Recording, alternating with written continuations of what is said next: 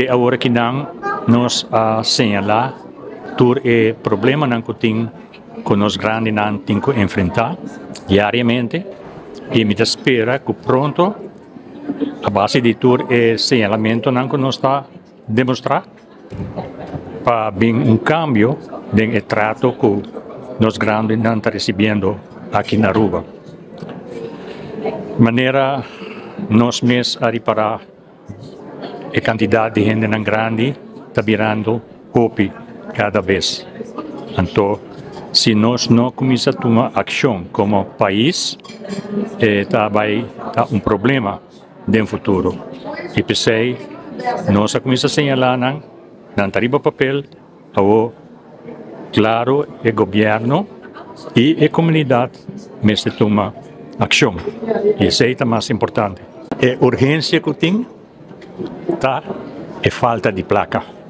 Não tem placa disponível para a quantidade de gente grande e isso é de minha opinião, deve que tudo é capaz o governo não aponeção para tratar com o grande e mientras foi em 1991 não sabe que a Aruba vai enfrentar o reto aqui, a realidade.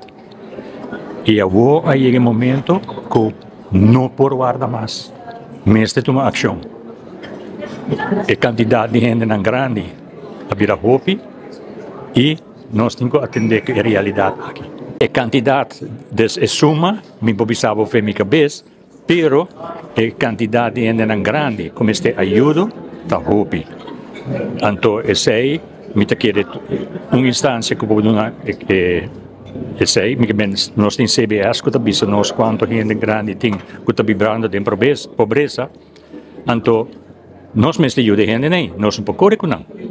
Não tem gente não que bem, anos não atrás para ajudar com a economia de Aruba, e agora não vira grande, não está trabalhando mais, não está cobrando miserável pensão e não está por viva.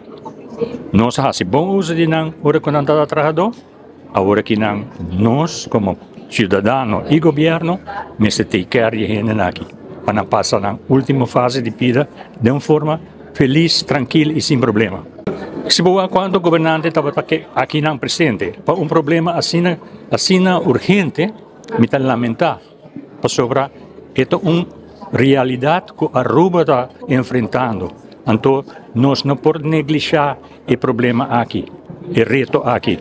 Então, a mim está falta de mais governante, mais ministro, para não estar presente, para tomar coisa na sério. E não é questão de ministro só, é questão de país Aruba. Então, juntos nós precisamos atender a realidade aqui.